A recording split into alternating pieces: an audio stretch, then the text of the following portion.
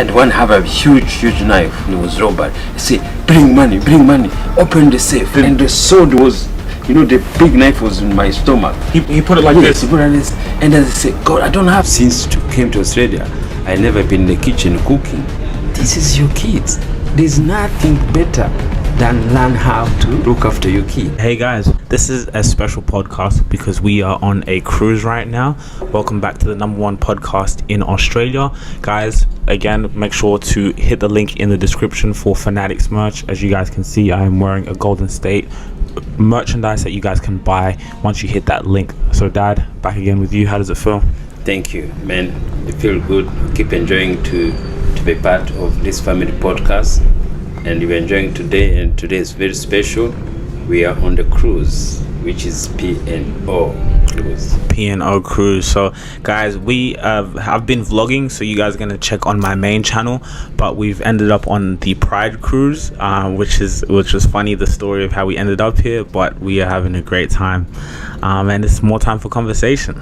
So yeah, and we're enjoying it for this morning because it's a very good experience, especially to have the first podcast and you're enjoying the cruise. So now we're on our ship is moving around, so this is the hotel is moving around, and this very good experience. We've been doing this is the third time for our cruise now to do it, and we podcast it. It's good. We are cool. Here with the family, my wife and Rose and Ian, and we're having good time. I don't think number one, I don't think anyone's ever done a podcast on a cruise before, guys. We got to figure out. Yeah. We got to search. We may be creating history right now. The first podcast ever done on a cruise, and I like it. It's really cool. Like, it's so dope. Like, it's like a hotel. We enjoying ourselves. So Dad, with this episode, I wanted to talk, obviously we had the episode with culture, we had Mum talk about her background. Let's go back to when we first moved to Australia and that experience as immigrants. So take us back. We'll talk from your side. What made us come to Australia? So from my side, it's different because and always everything starts with background. So my background was born in Rwanda, and 1994. So we have a war, so which has made me move to go to Kenya, and then from Kenya is how to end up to Australia. Why Australia? So the reason Australia, as I say, I was lucky to have met my wife Rose because he have relative in Australia. So his brother used to live in Australia. So for me, I didn't know anything about Australia until I have met your mom, Rose. How was your English at that time? My English was not good. Was in Rwanda, I speak French, but mainly even the French I never speak well. So I was more a local boy who born in Rwanda. We thought we got to live in Rwanda for our life, but life changed. We go to Kenya, and then also to live in Kenya, it was not that easy as Rwandese. So I could get documentation, I could get the status to live there, even though I was married to Rose. So for me, I was looking a good place to go to live, because all my other brothers, everything there, everybody went to Europe. Did you not think to go to Europe? Yeah, somehow I think to go to Europe, but later, because Rose, she didn't like to go to Europe, because most of our friends, people grow up together, all were in Europe. So for me, I was told it was okay to go to Europe, but Rose, she didn't like to go to Europe. What about Australia? What about America? Yeah, even America, we thought about it, but somehow, I don't know, Rose, she was preferring always to come to Australia. So for me to move here, it was for my survival. Yes, so it's different. I didn't sacrifice anything because I didn't have life anyway.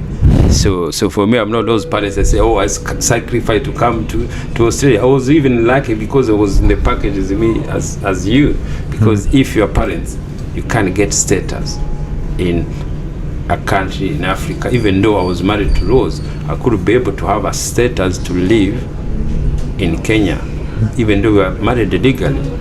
So that's why that inequality wasn't there.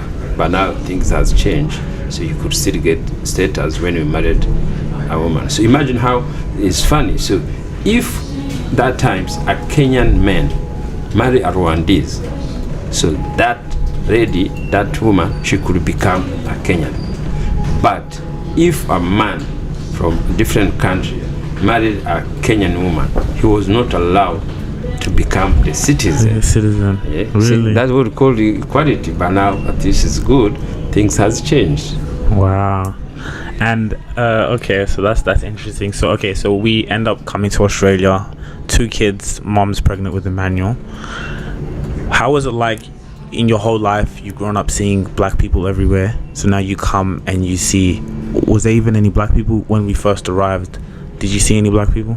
Hey guys, just real quick, I know you're enjoying the video, we're going to get back to that, but this video is sponsored by Fanatics. Now guys, the reason I've partnered up with Fanatics is not only do I have custom drip, I look fly, the second thing is I get to save money, and that's what I want to give back to you guys. It's always about giving back to the people who come in and support. So guys, you guys can get awesome merch, NBA, NFL, all type of drip at Fanatics. Hit the link in the description. Now guys, there is deals every single day, 65% off, free shipping. The more you wait, the more deals are going to go missing by you, and this is your chance to really save money and get drip at such a good price. As soon as you finish watching this video, click that link, head over to Fanatics and go copy some merch right now. All right, let's get back to the video. No, there were not many. There were some group, Tanzania group, but on the street you could see anyone. But as I say, for me, there is the thing I really wanted. I want to have a safe place. In Kenya, it was not safe. To come a place where it was safety, there was no what about any war identification. So for me, it was a very good to move. I never think about color because it was mean anything. But was it still a culture shock, like just seeing now all white people like everywhere? Yes. See, the culture shock even not start on the street. It start from the family. So because since came to Australia, I never been in the kitchen cooking. So now when we came, your mom, she was pregnant. A few days, she went to hospital. Oh, and I look around, I didn't know when to go to cook. I didn't know even what to go to eat. So that the day, the culture changed. That the day, it started in your house. In your house. Yes, you have to learn how to cook. She was in hospital calling her, say, you do cook rice like this and you put the things there. So see that the change for everything. So wait, before that, in Africa, you never been in the kitchen? Never.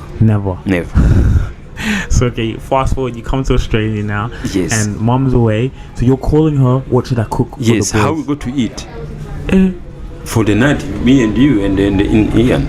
So that culture shock. That's how you think. Oh, wow.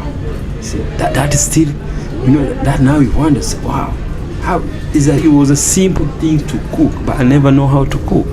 Wow. And that we call it culture. How did you learn how to cook? So since we talk there, and then I start doing slowly, and family could help us. But cooking is easy things to learn. Yeah, because you have to eat. You don't even to learn it.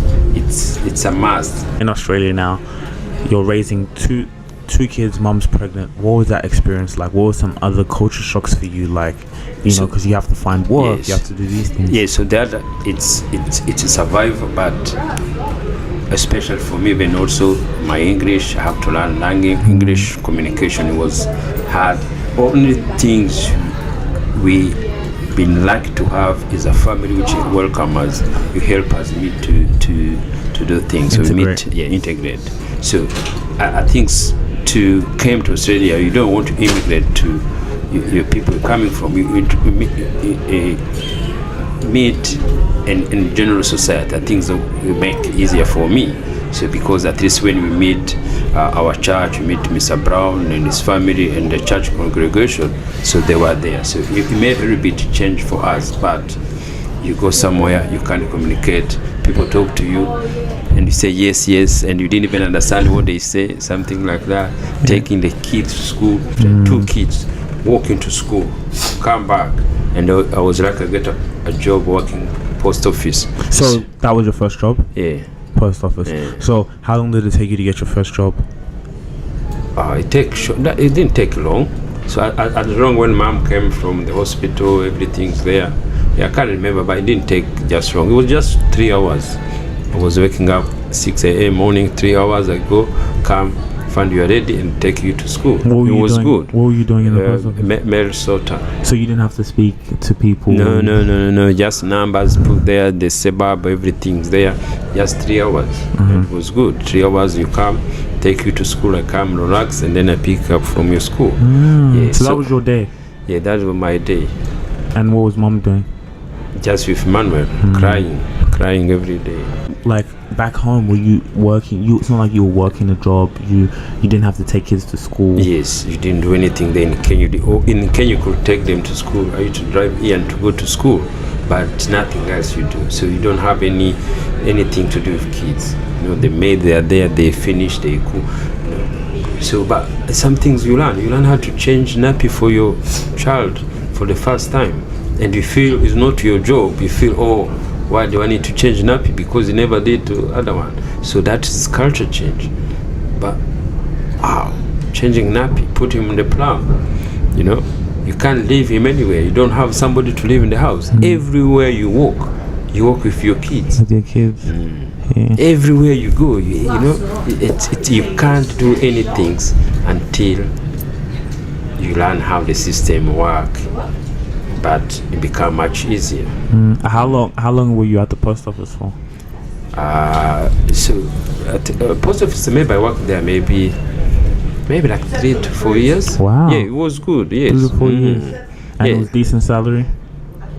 No, that times it wasn't, but also we get some support from the government. So that is why, again, this is Western countries. There is a lot of support. They know what family is.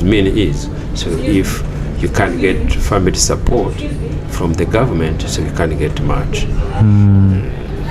So you remember the focus wasn't even just about money. It's just to raise the kids, because sometimes it could be struggle to get time, full time, leave mom home by herself. It's going to be too much stress. Coming home 8 hours working, it's so hard.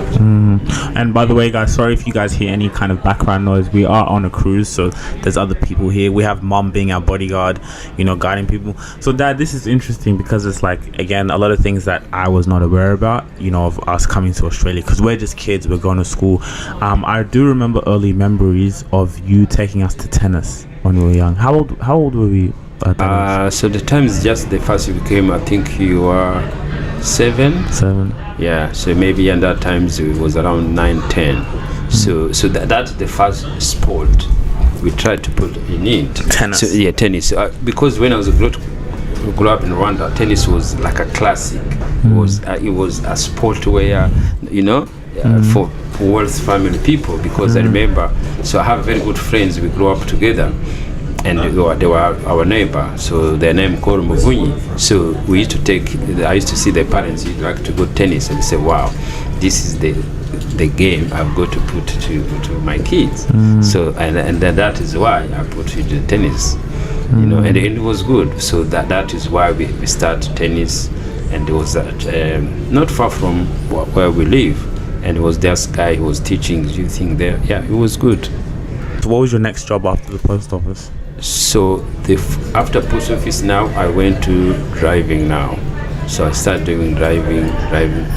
So I did a few days delivering pizza, and then I stopped it, and then I went to start driving trucks now. So transport. So that's what I'm saying. Was that like just even working those jobs and things like that? Was it a hard adjustment, or was like, this is what I have to survive, this is what I need to do to pay the rent? Yes, for me, because I don't have a professional background, so I was not what about whatever I'm doing. So when I grew up in Rwanda, when I finished, so I used to work for my third business, and I remember, so what I was doing the first time I finished high school, I was driving my father's pickup, so to go to bring goods and then bring it there. So I think transport was in mind since I was young, since I was living my father. Even I started driving, doing transport, even though I didn't have the license. So my father was a merchandise, so he knew what to know entrepreneurship, to do things there. So I would pick up, send the goods, come back, everything there. So I did work with my father. And then also in Kenya, I was trying to do the same things, business transport, but the time in Kenya, at least I have driver who do that for me. So to come here to do that, for me, it wasn't a big. It wasn't a big deal. Yes. And then, like, let's say you're talking about you're driving trucks, right? How is that experience in terms of, because you're mostly around Aussies? Was there anything like, even like certain comments that would, because they're not used to maybe seeing a black person? Was there anything that like you would have to get used to? Yes, no, because as I say, and the type of working in that, it's labor job. I think when we do labor job as Africans, it doesn't make a difference, because the people you are working, they're the same as you anyway, and the most sometimes they see you when you're labor, they think, oh, that is your job anyway, so they think there's much better you can do. But for me, as I say, you drive by on, and there was no any exchange, any communication between. No, you go there, you park your thing there, they park for you, thing there, you trust there, you go. So there was no much interaction or communication for anything. There was no purpose which we could make as in an argument or anything there. So I realized in Australia, it's more job for immigrant. So there is no what people could call ratios, everything there, because most of the immigrant anyway. So there was not the wide community in there. Before I start, I stay home. Yeah, so I can correct. So I stay home. So after Rose come from baby, so I stay home. Yeah, I stay home for 4 years. Rosie was working 4 years. Yes, looking after you. You were stay-at-home dad. Yes, I was stay-at-home dad. Was the government paying? Because your mom, she was working with Qantas. So that's how we choose. That another culture change. So the other culture change is, me a man have to work. But I was looking, why didn't to go to struggle working more? And if my wife should get a good job, so that is a simple decision. So, but other people say, no, I am a man, I have to work because African is what they say. No. So mom was working at Qantas. Yes. She was going and you were just like taking us to training. Yes. Were we playing football at that time? Yes. Now it's changed. See now what happened now after tennis, you didn't like it, so we changed, and then we meet the Tanya. So Tanya they introduced to soccer and start playing Sansusi. So there was no way I've got to be working full times, taking to school, all those things there. So, but I was still, I remember we stayed longer working post office that times because also everybody went to sport. So you so my job, it was morning, go work post office, come back home, take you to school, and then pick you to school, and then later go to the training. Wow. Yes, full time. So you were full time, like kind of stay at home dad. Yes, you worked in the morning, but you know staying at home, and then you were looking out. And mom was. That's interesting because, like you said, most, especially African, it's the husband. I got to be the one who's. But wow. Yeah, and it create me. That's how I create a very connection with Emmanuel, because I learned how to change his nappy. I learned how to give him the bottle, cooking for him, everything's there. So that is good learning experience. That is the call culture, or is just learning experience in life. Yes. And it give a very connection. You give connection with your kids. But before I thought, I can do this. This is not a job for men.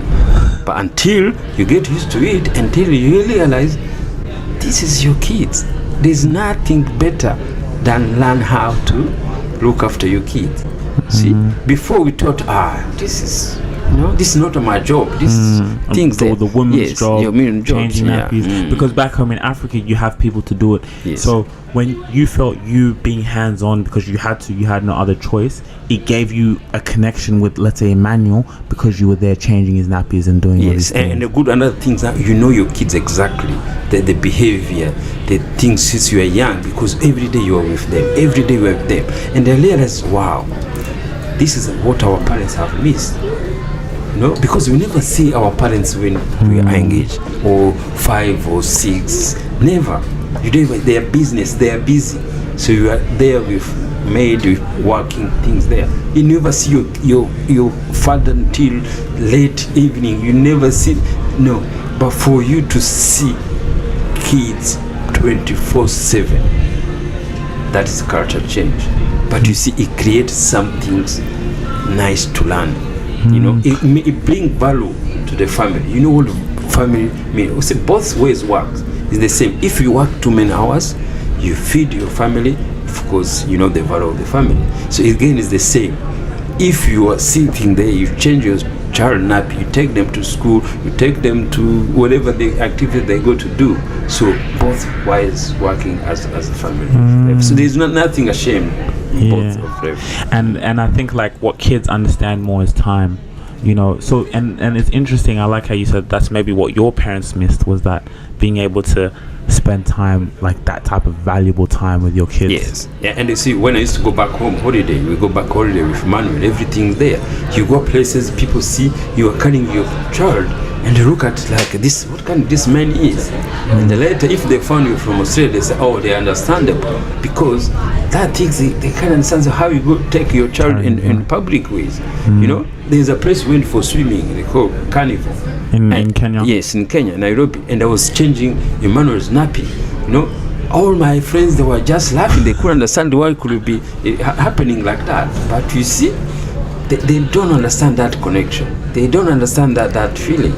And I hope that the things we have to change in our society. You know, to be part of your children, not feel ashamed to change nappy for your kids. Because I think it's true, because like you said, like a lot of men, we feel that's not our job. Like, of course, you know, you may have a child. I've never had children before, but like you see, you know, those things you leave it to the mother. But I think, being hands-on with your child, because I think I remember you'd come and we would walk from. We used to pick us up from school. We'd walk home. We would have talks. Yes. You know, you know everything the day the kid they do. The behavior, you see it again every day, because every single day you are with them. Do you think someone can have that balance of, let's say if I'm a father and I have to hustle, I'm doing this, I'm playing football, this and this, and still having that?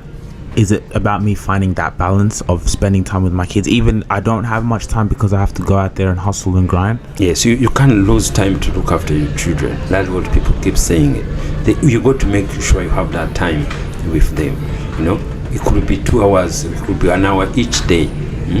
But don't leave your day just for children, just for maid or anything there. Every day have at least an hour spending time with your children. It make a lot of difference. It made a lot of difference. Your children have to see you every day. Yes, we used to feel, oh, this is not our job. No, it's our job, and it's the best job ever. It's something always feel, especially when you see growing everything there. You see now everything there. That's why you can see it will be much easier to sit down. We do like this podcast. It's much easier to talk with Manuel the way you talk to Ian. It's much easier. So that relations come sit when you are young. Yeah. So most parents miss that young age. Yes. Of course, it's fine. You see, you're working, you are busy. The life is also the same. But my secret is there's a missing so you think connection. That's why we have the relationship we have, is because you've always been in our ears. Yes. You know, yes. like I'll still remember, you know, and this is something small, but even like going to training, having talks like, hey Eve, like even as it's something like football, maybe you could have done this better, or you know, those certain things that as kids will always remember. Yes, and the good thing, activity we did when you were kids, which it was make our life standard make much easier. 3 boys love one sport. It was much easier, you know. So it give me discipline, because you're playing soccer and you are good. And I remember to take you to training. The thing also I learned and take you to training is to be on time. So since I came to Australia that times, I never go on time. Late to everything. Late, you know. But when I start, the coach, he's waiting for me, the boys, to be on times. They think, we're starting getting late. Sometimes you're tired, you can't go there. The coach said, no, man, you have to be consistent with the kid. So that now we put the times on it. So it also taught you discipline in yourself, because also we were good players. Timing. I learned a lot of timing since I came to Australia. I used to be late for everything. The time we go to be late to school, they say no. You have to be here. 3 o'clock is 3 o'clock. I think this is it's good, because I think it's good advice. Like even for me, as I said, that because kids don't understand. They don't understand money. They don't understand the house. They only understand time. That's time. Their currency. Children. Yes. So, but again, when you grow up, or also realize you can't measure the time. Yeah, so when you grow up, because I put all the times there instead of going to work, maybe busy things there, so you lose maybe financial something there, so you forgot the time. So if you are lucky to have time with kids and to make it also financially, that is a bonus. That's the balance. Yes, that is the balance. Yeah, but that balance, it doesn't work for most people. Especially immigrants. You know, you're coming. You have to put food on the table. Yes, you have to put food on the table. You have to pay rent, and sometimes it takes you time to get the job you like. You know, it takes your job, your professional job. So see that the stress. You know, you are doing a job you don't like it, because you have to put the food on the table. You see, that what called sacrifice for me sometimes is, you know, as I say, your mom sacrificed to you because she was working professionally to leave her job. But for me, I didn't sacrifice because also I need to have life to move to.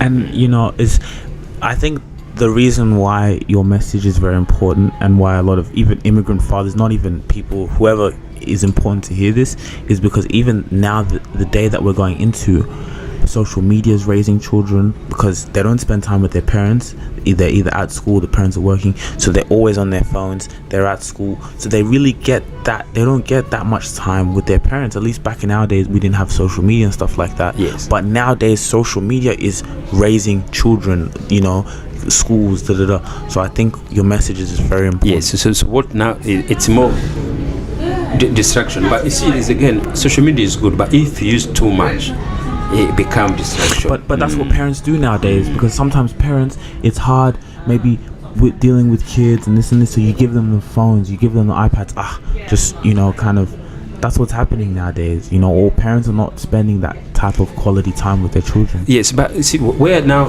I realize now the difference, which is make easily, especially for young family. So you could be with the kids, young kids together, but because sometimes the technology will come easy, if that times you give the child the phone, he's watching cartoon, you could have your time to clean up, to do whatever you do things there, because he's sitting there busy. So that things we miss it. Yes. So the time you to be on TV, you have to front of TV and you have to sit there together, everything there. So it was hard much to control. But these times the social media, the good things is, like I know now when I drive kids, you give them iPad, you give everything there. They're kept busy, you can still do something else around with them. Yeah. So it's not bad, but it's for me, I think it's good to helping. So as long you are there, you have to pick them to school, you do activity for them, you do everything with them. So technology, it doesn't change anything, but it helps us to be a bit, you know, sometimes it's good to be distracted with something else. Something so they can. So what I want to ask you is, what has been your biggest challenge raising 3 boys? Come from Africa, what's been the biggest challenge? What's been the hardest thing for you? So as a father, as a man? Yeah, as a man, as just from Africa, is just to have not to do that financial as way you should be feeding them to follow it up. So yeah, so that is the hardest thing to do things there, because normally you want to grow up and then straight away to go in different professionalism. So that things, it didn't work straight away, because normally say, like for me, when I grew up, my father was so successful, he was so a businessman. So, and I was say, look, I need that, but I could get that. So, and which is also, it's good. So the boys that go to found themselves how to become what they want to be. But sometimes as a parents, you feel, oh no, I should have made more money. But it's just terms of money. But otherwise, I don't regret the times to raise you up. The connection, yes. So the connection is more important than what I've been doing financially. So you found a big challenge was, okay, I'm spending time with them, I'm here for these kids, but it was more that financial aspect. Like, yes. My dad was an entrepreneur, me, I'm working, I'm driving these trucks maybe, or I'm doing these jobs. I remember you used to work at a petrol station. Yeah, sometimes also Caltex. Was that like casual or something? Yeah, it was casual, because also it was good, because they are now could work at night, take you to school, do everything there. Yeah, that was correct. So from post office, I went to Caltex. and also calls. So because that times I was doing night shift, so which was good also, take you to school, take you to the game, everything there, come home, and then I go night shift and everything. Quick backstory. Didn't one event happen that someone came in to rob the petrol gas station? Yes, so you see, that's why I say life is everywhere is interesting. You know, one day I was working, man. See, because it start around 11, and I was just customer service in petrol station, Waterloo, Shell. Man, I was serving client, and I could see people running out there, crawling there, and the door open, and I was wondering what they're doing. Man, it just came straight away, and one have a huge knife, and I thought, wow, it was robbery. He said, bring money, open the safe, and the sword was, you know, the big knife was in my stomach. He put it like yes, this. He put it like this, and then I said, God, I don't have the number, I don't have the thing. You know, I was so scared. Really? Yes. Were you? Yes, man, I was thought everything's gone. Luckily, and because you have a store which was packed with cigarette, and somebody called, come, and then he went away from me. He goes to the cigarette, and then they go to cigarette, and I have client, and the client also was standing in front of me and was shocked what was going on, and other people. So hold on. So he's coming. Give me everything. Yes. Give me all the money. I open the steel, the tool, and I give him the till, and I give him the money. Oh, you gave it to him? Yes, but he wanted me to open the safe, but I didn't have the code. How much did they keep money in the safe? Yeah, they keep all money in the safe. So, wow. And then they take the money back. I was so scared. And then luckily then they ran away. And then I called the police. Call the police. Do a police report. You see that the life is everywhere. Because when I live in Australia, I thought this thing never happened. But it happened to me. That's another experience you learn. You know? Yeah. That must have been a crazy experience again. Like you're here, you're working, you know, just trying to pay your rent. Yes. And you see, look, I live in Australia. There's something you never think you could face. You see in the news, but everything you see in the news, petrol station will be robbed, and you work there. You never think it's going to be to be you. And I remember as kids, like just seeing that story, like just you coming and telling us, it's just like, that's a crazy experience. Yes. So, and that time straight away, I was lucky. It was, I think, around December, but I can't remember which year. And then I went home just to have holiday in Kenya, just relaxing. And I think like the good thing as well with, you know, being in that position, being an immigrant, working, being in Australia, was you guys were still being able to travel with staff travel. Would you say, like, how would you compare Australia to other places around the world, especially when it comes to raising a family? So to raise a family in Australia, it's good. It's more. So the Australian society is based on family oriented. I can see, even though it's hard everything there, but it's family oriented. You know, you live close to school. The working between the school, the sport, everything there. Everything's family oriented, and the family has to be both parents. Yes, some in Africa, family is one parent, but in Australia, family had to be two parents. Yeah, and sometimes that found the single mother here, they work hard. Everywhere single mother work hard, but in Australia, it's another level to work hard. And also back home, also single mother, it's hard also for financial purpose. You know, if you are one, it's different. But again, sometimes home, somebody will think family is just for one person to look after. But in Australia, family, it's both. Every decision, it's both the mother and the father. Yeah. Even to buy a car, even what to eat, everything's conversation in between. But back home, I buy a car, I don't need to ask Rose. You know, she found the car is there, so you wonder what is there. But here, it's hard. Everything had to communicate. You know. Yeah. I think this was a good conversation, guys. You know, we're here in the cruise. We're about to go get lunch. We got a couple more interviews to go, a couple more episodes for you guys. We really appreciate the support, guys. Keep heading over, like, share, subscribe. I think this was a great conversation. I think on fatherhood and just, you know, that integration coming into Australia, a lot of people can learn from this conversation. So I'm glad that you guys can watch this. Guys, we're creating history. The first podcast ever done on a cruise, man. The first podcast ever.